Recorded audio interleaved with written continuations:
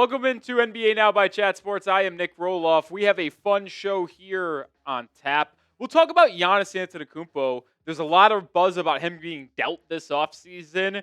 Did he kind of reveal his preferred destinations? We'll talk about that. But also, the NBA Draft Lottery is this upcoming Monday evening. We'll look at the odds for each team in the lottery and some of the top prospects on my big board. But make sure you are subscribed and tune in for that NBA Lottery Monday evening because I will be live here on the channel, Chat Sports NBA Now, revealing the NBA Lottery. It will be officially revealed on TV at 7 p.m. Eastern Time. We'll be live 30 minutes prior to that, talking about the draft, the lottery, and then also seeing the results as they come in. So make sure you subscribe. Make sure you join us for Monday evening.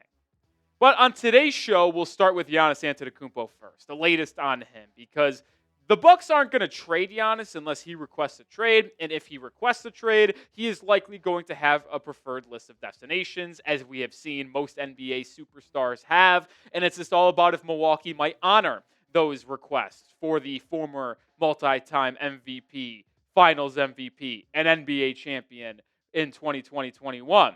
Well, Howard Beck of The Ringer, who actually was the first person to report on Giannis' potential trade rumors last October and November, said he poked around a little bit and found out some rumblings that's already big cities. One of the LA teams or one of the New York teams maybe, Miami. Not a big market, but a glamour market, mid-sized market. I think they threw Chicago in there. I can't remember if Houston came up. They should. So first is where does Giannis want to go? And do the Bucks honor that? Because remember, Damian Lillard requested Miami and Miami only, yet the Portland Trailblazers sent him to Milwaukee. Now, what's fascinating to me, and it makes me a little bit puzzled, and I shouldn't be shocked that Giannis Antetokounmpo would want to go to a big market after playing in a small market team like Milwaukee for his entire career, that he'd want to go to one of the LA teams, the Clippers, Lakers, New York, maybe Brooklyn, or the Knicks. Miami's a big one, obviously, that could all use his services and would be interested. Now, with that being said, though, those teams that I just mentioned, Lakers, Knicks, Heat, you can even throw the Bulls in here, they don't have anything that enticing to send to Milwaukee to make them trade Giannis to that respective team. When you start with the Lakers discussion, yeah, they'll always be thrown in there potentially. There's just no way they can even come close to acquiring Giannis Antetokounmpo unless they traded Luka Doncic. And I don't think, hot take, Milwaukee would even want that. Even if the Bucks requested a trade, yeah, I guess maybe the best thing you get back is Luka. But with how we saw Doncic struggle on the defensive end in that playoff series, are you trading Giannis for Luka, or are you going to try to just get a boatload of picks and some younger players? And the Lakers can't get Giannis without trading Luka. LeBron doesn't carry enough weight at his age to trade for Giannis. What is their best package? Austin Reeves, Dalton Connect, and 1 or 2 first-round picks? That's not good enough. Not even close. So to me, if you're a Lakers fan thinking there's a world where you land Giannis to pair him up with Luka long-term, I'll shut that down for you right now because it ain't happening. But predict it for me. Does Giannis even get traded this offseason? Y for yes, N for no. It's the pinned comment on today's show. I lean yes. I think it's more likely than not. I do think he requests a trade. The question is, where will that ultimately be? And now let's transition over to the Knicks, the New York team that is currently in a second-round playoff series with the Boston Celtics.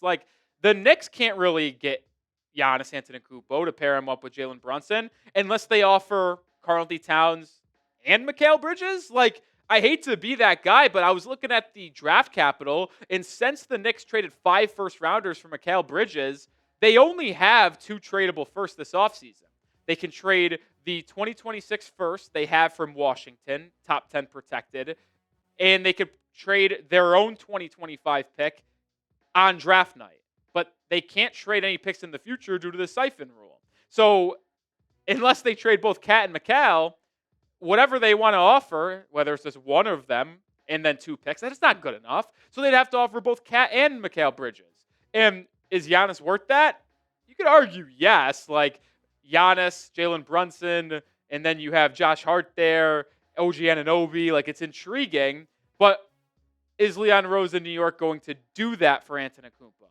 Interesting. And that's the concern, right? Is like the two first round picks the Knicks can offer, like that might not even be that valuable because one, it's in the 20s this year, and then you talk about the pick next year that's top 10 protected from Washington. Like, does that even convey? I'm not sure it does. So the Knicks and Lakers, I don't think are that realistic unless New York's offering Cat and Mikal Bridges. Now, that other team that we mentioned, Miami, I think out of the three teams we're talking about in the Heat, Knicks, and Lakers, the Heat have the best package, but it's not by much. Like, the Heat can offer this. They have three tradable firsts, 2030, 2032, and the 20th overall pick from the Golden State Warriors that they got back for Jimmy Butler. They can package that alongside Nikola Jovic, a decent young guy, and then one of Hero or Bam. Not going to be both, would be one of the two. Maybe they throw in Khalil Ware as well, who showed flashes this year, likely going to be a first-team all-rookie. Like, it's an okay package, but it's nothing spectacular. And if Miami does that, would Giannis and whoever they keep be enough to compete to win a title this year? I mean, I don't think that's going to be the case, but maybe I'm wrong. Like, to me, the three destinations for Giannis, if he asks out, are three teams in the West. Like, sure, they're not the biggest markets. Houston's a good market, but Oklahoma City and San Antonio aren't. But the reason why is because these three teams could win in acquiring Giannis, but they also have the best packages. The Rockets can take, if they wanted to, a Ben Thompson. I don't even know if they would. They can offer him. They can offer, though, if they don't want to, Jalen Green, Jabari Smith, 5 first-round picks. They could do it with Alperen Şengün. Like, they can offer young players, Reed Shepard as well, and a lot of draft capital. The Thunder, they have the most draft capital you can offer, and you could offer one of Jalen Williams and Chet. Like Lou Dort and then Jalen Williams and picks for Giannis. You get Chet, Giannis, SGA. Like, hello? If they come up short this year, why not? The Spurs are another intriguing option. Rookie of the Year, Stephon Castle, Devin Vassell for salary. You create a big three of De'Aaron Fox, Giannis, and Wemby. Plus, they have 3 trade or picks they could trade. Like, these 3 teams make the most sense in terms of acquiring him to compete and win now. But they also have the picks in young players to offer Milwaukee to make them want to trade them. Giannis to them. So these 3, if Giannis gets dealt, I'm putting my hand on the table and saying it's going to be probably to one of these 3 teams.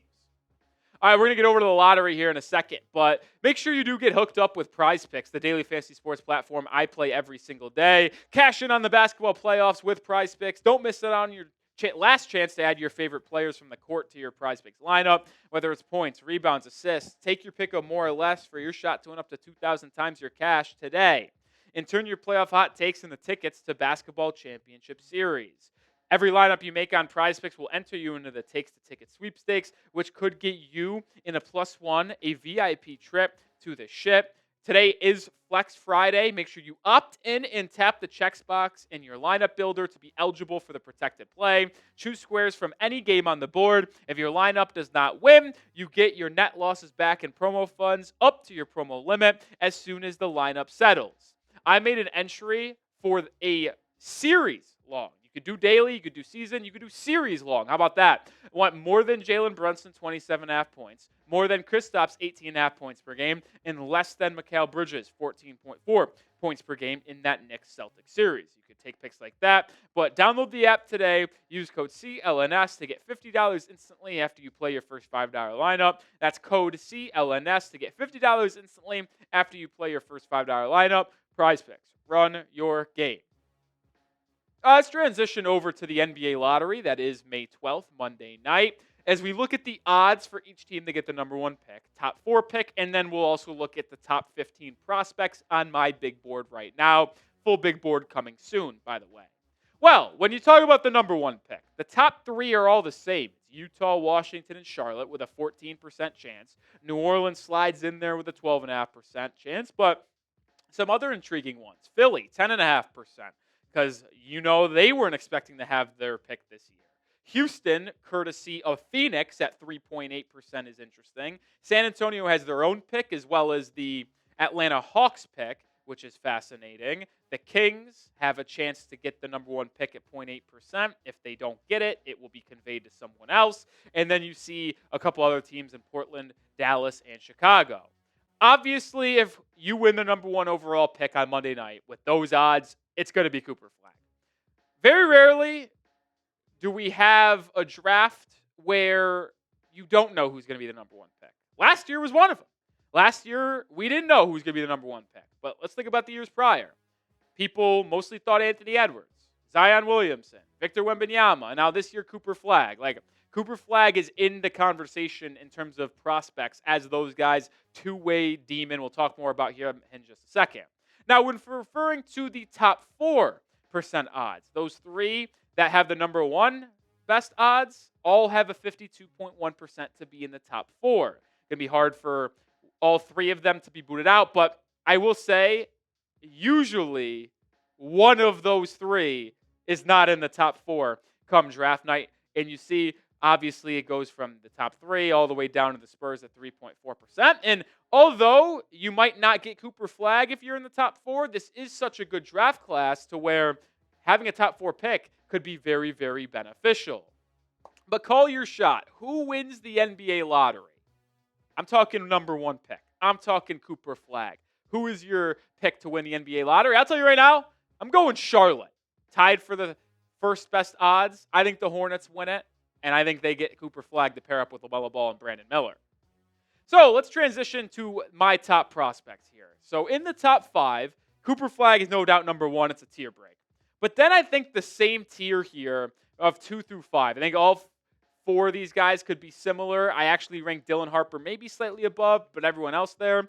I like VJ Edgecombe at 3. I'm higher on Illinois guard Kasparas Jakucionis than most. Yes, he has a lack of athleticism, but I like his ability to shoot it. He is a good passer, just has to improve his decision-making. He can read a defense, and I think with NBA spacing, he can really take a step up offensively. Ace Bailey, that talented 6'10 prototype wing that can score at all 3 levels, comes in at my number 5.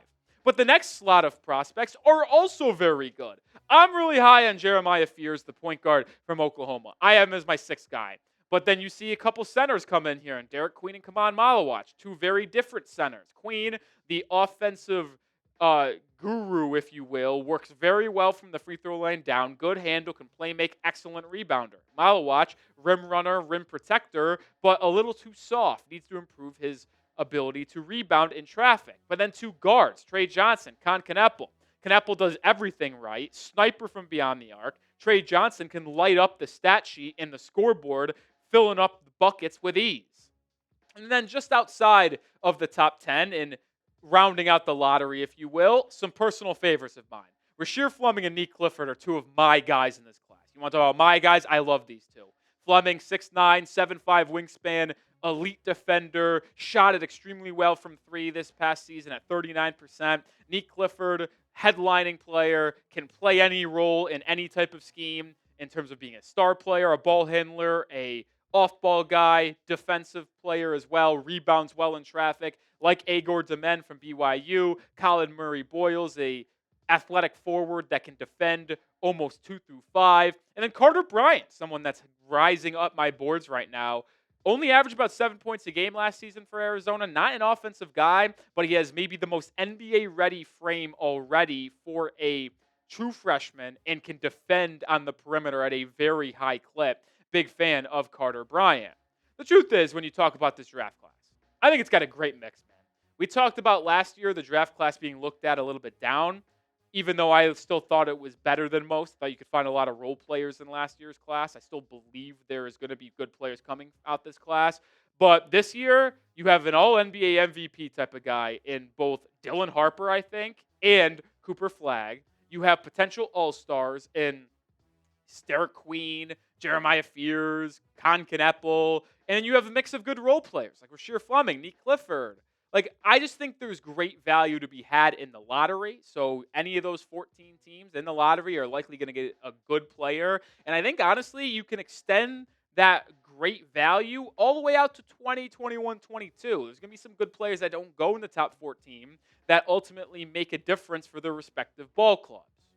But as I mentioned, we will be live on Monday night for the NBA lottery, seeing how it unfolds inside the top 14, who wins the Cooper Flagg sweepstakes, who will be just outside Cooper Flagg. We'll have it all covered on Monday night, so join me and the Chat Sports crew 30 minutes before the lottery, so 6:30 Eastern Time, 5:30 Central Time.